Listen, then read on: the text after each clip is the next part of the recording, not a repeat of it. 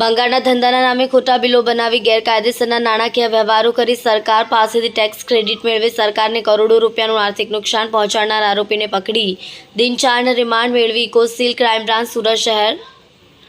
શહેર police commissioner Anupamsinh Gehlot નાઓએ વહેર શહેર વિસ્તારમાં વણશોધાયેલા ગુના શોધી કાઢવા તથા ગુના આચરી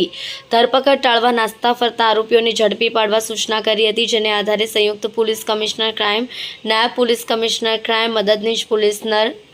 ઇકોસીલ નાઓની સૂચનાને માર્ગદર્શન હેઠળ પોલીસ ઇન્સ્પેક્ટર ઇકોસીલ નાઓએ દ્વારા ટીમ બનાવી અસરકારક કાર્યવાહી હાથ ધરવામાં આવી છે, જેને આધારે કેટલીક વ્યક્તિઓ બનાવટી દસ્તાવેજોને આધારે AB enterprise, Baria enterprise, Ganesh enterprise, Jayambe enterprise, MD trading, Makwana enterprise, MD enterprise, SG enterprise જેવી ડમી પેઢીઓ ફોર્મના નામે ખોટા દસ્તાવેજોને આધારે જીએસટી લાયસન્સ મેળવી તેવા ફોર્મ પેઢીઓના નામે બેંક એકાઉન્ટ ખોલાવી તેવા બેંક એકાઉન્ટમાં ગેરકાયદેસરનો વેપાર ધંધો કરી સરકારશ્રીના ધારાધોરણ મુજબનો ટેક્સ ક્રેડિટ મેળવવા ખોટા બિલો બનાવી ડમી બેંક એકાઉન્ટમાં મસમોટી રકમના નાણાકીય ટ્રાન્ઝેક્શનો કરી પોતાનો આર્થિક લાભ મેળવી સરકારશ્રી સાથે નાણાકીય ઉચાપત કરી આર્થિક નુકસાન પહોંચાડી વેપારી તરીકે છેતરપિંડી અને વિશ્વાસઘાત કરી રહેલ છે જેવી બાતમી હકીકત મળતા બાતમી હકીકતની ખરાઈ કરતા ઉપરોક્ત પેઢી ફર્મનું જીએસટી રજિસ્ટ્રેશન નંબર મેળવવા સારું જે તે વ્યક્તિને ટોરેન્ટ પાવર લિમિટેડ કંપની ડીજીવીસીએલના ખોટા લાઇટ બિલો રજિસ્ટ્રેશન સર્ટિફિકેટ અપલોડ્સ કરી ફોટો અને આધાર કાર્ડનો ફોટો અલગ અલગ વ્યક્તિનો હોવાનું અને તેવા બનાવટી દસ્તાવેજનો ઉપયોગ કરી ડમી વ્યક્તિના નામમાં ફોટાનો ઉપયોગ કરી ડમી પેઢીના નામે જીએસટી નંબર મેળવવામાં આવેલ હોવાનું પ્રાથમિક રીતે જાણતા ઉપરોક્ત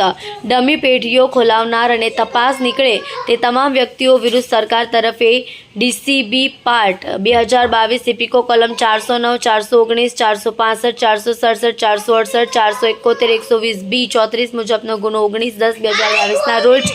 નોંધાયેલ ગયો હોય. સદર ગુનાના કામે અગાઉ સુરત, અમદાવાદ, ભાવનગર, રાજકોટ, જૂનાગઢ જેવા જુદા જુદા શહેર જિલ્લાઓમાંથી કુલ 21 જેટલા આરોપીઓની ધરપકડ કરવામાં આવી હતી. સદર ગુનાના કામે પકડવાના બાકી આરોપી રિયાઝ ગફ્ફારભાઈ રાયતા, ઉંમર 35, ધંધો વેપાર સ્ક્રેપ, રહેવાસી ફ્લેટ નંબર 220, સ્ટાર રેસિડેન્સી, શિશુ વિહાર, પ્રભુદાસ તળાવ પાસે, ભાવનગર વાળાને ભાવનગર પોલીસે